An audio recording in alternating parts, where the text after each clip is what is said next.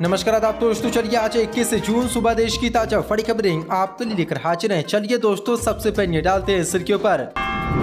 योगी के मंत्री संजय निषाद ने मुसलमानों को दी खुली धमकी, कहा निषाद राज के किले पर बनी मस्जिद को हटाएं मुस्लिम, वरना हम खुद मस्जिद को उठाकर गंगा में फेंक देंगे। मुसलमानों में भारी गुस्सा। बीजेपी आरएसएस को दिया एक और बड़ा झटका, आदि पुरुष फिल्म के लेखक मनोज मुंतशिर का विवादित बयान, कहा हनुमान नहीं है भगवान, वो हैं सिर्फ भक्त। बीजेपी की बड़ी मुश्किलें, अकबरुद्दीन ओवैसी के बेटे अकबरुद्दीन ओवैसी लड़ेंगे तेलंगाना विधानसभा चुनाव, ओवैसी ने किया बड़ा ऐलान।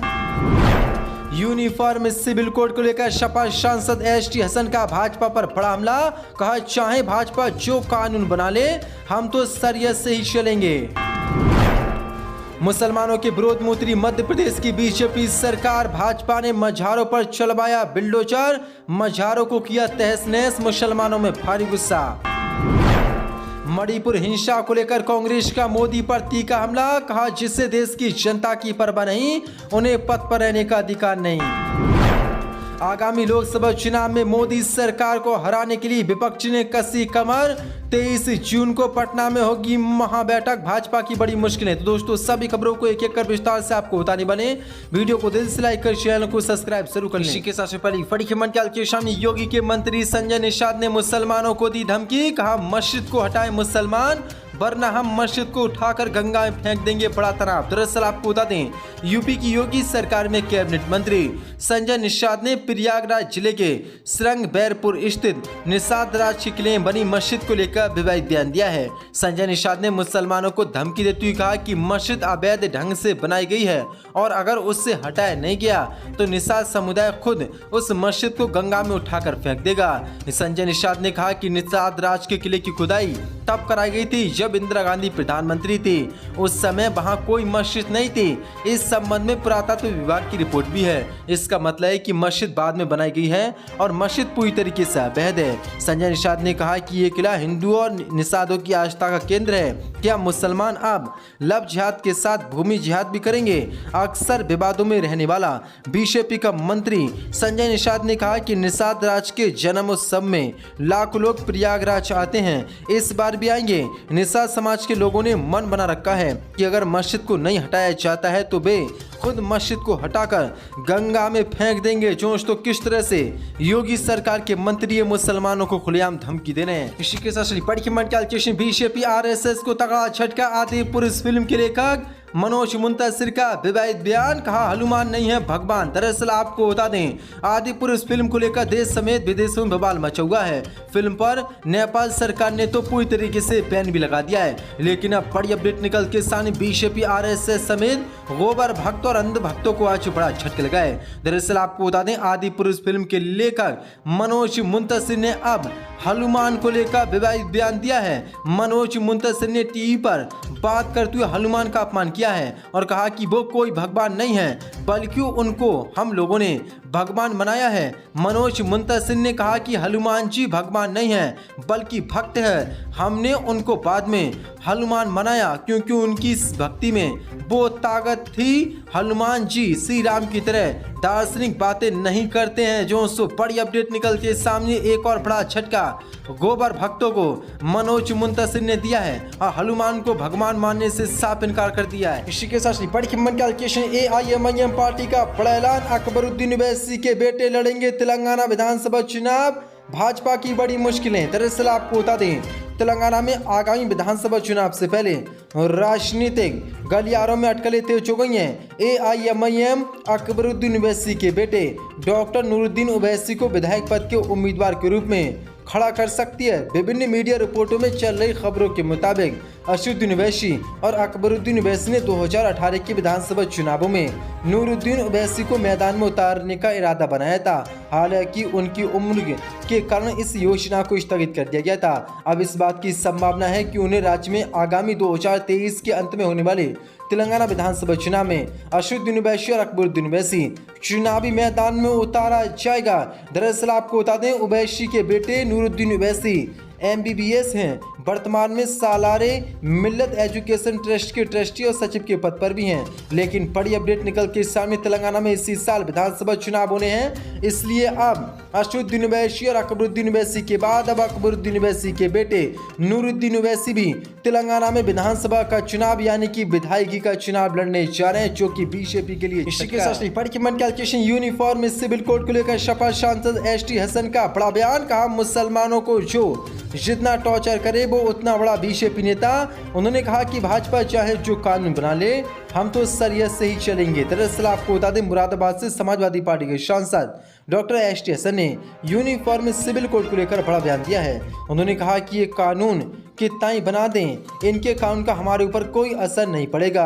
कुरान पाक ने हमें जो हिदायतें दी हैं, हम उसको ही फॉलो करेंगे। मुसलमान कुरान पाक की रूह से अपने फैसले करेगा। अपनी जो संपत्ति अपने बच्चों में बांटनी है वो शरीयत के हिसाब से देगा। इससे किसी को तकलीफ क्यों है? एसटी हसन ने कहा कि जहाँ तक सवाल आता है कि दूसरी शादी नहीं कर सकते, तो मैं सवाल पूछता हूँ कि अगर किसी की पत्नी बहुत बीमार है या किसी पत्नी को बच्चे नहीं होते, कोई परेशान है, तो पत्नी की इजाज़त से दूसरी शादी करने में आपको क्या तकलीफ है? उन्होंने कहा कि जब आपने हमारे देश के अंदर बेहयाई को आम कर दिया, आपने लिव एंड रिलेशनशिप और होमोसेक्सुअलिटी को संवैधानिक दर्जा दे दिया, तो आप किस मुंह से कह सकते हैं कि दूसरी शादी मत करो? जब कोई लिव एंड रिलेशनशिप में रह सकता है तो 2 के साथ रहे या 4 के साथ रहे या 10 के साथ, आप कैसे रोक सकते हैं? उन्होंने कहा कि मेरा ये ऑब्जर्वेशन है कि अब हम मुसलमान जो कुरान पाक में साफ साफ लिखा है उसको फॉलो करते हैं, इससे दूसरों को कोई तकलीफ नहीं है। और ये कानून भाजपा कितने ही बना ले, लेकिन हम सिर्फ शरीयत के हिसाब से चलेंगे।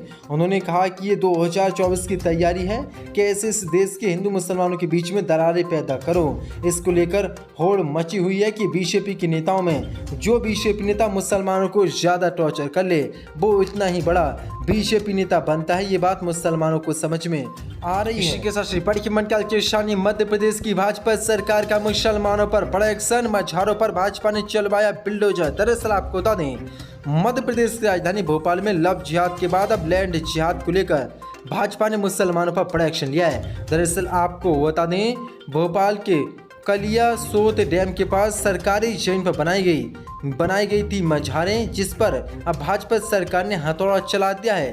इस सरकारी जमीन में बनी मझारों को तोड़ा गया है। भोपाल कलेक्टर आशीष का कहना है कि इस तरह की कार्रवाई आगे भी जारी रहेगी।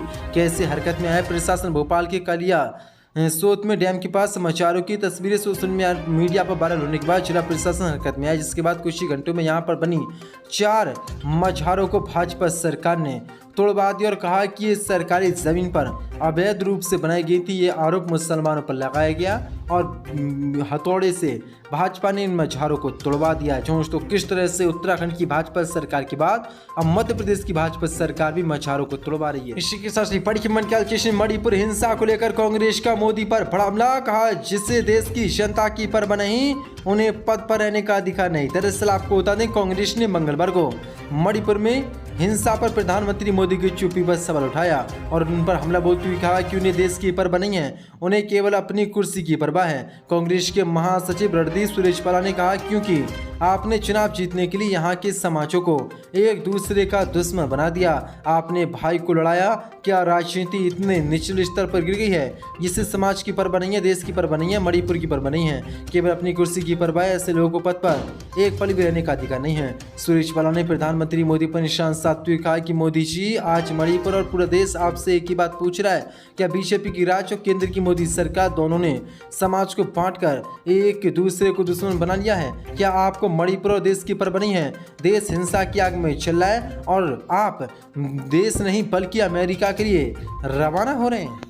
इसी के साथ आगामी लोकसभा चुनाव में मोदी सरकार को हराने के लिए विपक्ष ने कसी कमर, रणनीति पर 23 जून को होगी चर्चा। दरअसल आपको बता दें, अगले साल होने वाले लोकसभा चुनाव में सत्तारूढ़ भाजपा को कैसे हराना है, इस पर रणनीति पर चर्चा के लिए 13 जून को विपक्षी नेताओं की एक बैठक बिहार के पटना में होने वाली है। देश भर से लगभग 15 राजनीतिक दल इस महत्वपूर्ण बैठक में हिस्सा लेंगे। बैठक का स्थान पटना में एक अड़े मार्ग स्थित बिहार के मुख्यमंत्री के अधिकारी आवास के अंदर नेक संवाद कक्ष होगा। बैठक सुबह 11 बजे से शाम 4 बजे तक होगी। बिहार के मुख्यमंत्री नीतीश कुमार, पश्चिम पश्चिम बंगाल की मुख्यमंत्री ममता बनर्जी, दिल्ली के मुख्यमंत्री अरविंद केजरीवाल, कांग्रेस अध्यक्ष मल्लिकार्जुन खड़गे, कांग्रेस नेता राहुल गांधी, राष्ट्रवादी कांग्रेस पार्टी के प्रमुख शरद पवार, शिवसेना उद्धव ठाकरे, समाजवादी पार्टी के प्रमुख अखिलेश यादव, नेशनल कॉन्फ्रेंस के संरक्षक Farooq Abdullah, Peoples Democratic Party के अध्यक्ष महबूब मुफ्ती और वरिष्ठ और दल के नेता भी शामिल होंगे। बिहार के मुख्यमंत्री नीतीश कुमार, जिन्होंने सही विपक्षी नेताओं को एक मंच पर लाने में महत्वपूर्ण भूमिका निभाई है, मुख्य भाषण देकर कार्रवाई शुरू करेंगे। नीतीश इस बारे में बात करेंगे कि विपक्षी एकता की आवश्यकता क्यों है और मोदी की मौजूदा सरकार के कारण देश की जिन समस्याओं का सामना करना है उन्हें भी संबोधन करेंगे। वह ये भी बताएंगे कि अगर भाजपा सत्ता में बनी रहती है तो इसके संविधान में बदलाव के लिए सबसे अधिक संभावना है। विपक्षी पार्टी कैसे बीजेपी को हराएंगे इसका मंत्र भी वह बताएंगे। लेकिन बड़ी अपडेट निकल के सामने, इस बैठक में कांग्रेस नेता राहुल गांधी भी शामिल होंगे। राहुल गांधी सत्र के अंत में विपक्षी नेताओं को संबोधित करेंगे और भाजपा को हराने के बारे में अपने विचार साझा करेंगे। प्रोटोकॉल के अनुसार सबसे शीर्ष नेता किसी भी कार्यक्रम को अंत में संबोधित करता है। जो बड़ी अपडेट है, इस बैठक में सबसे बड़े नेता राहुल गांधी माने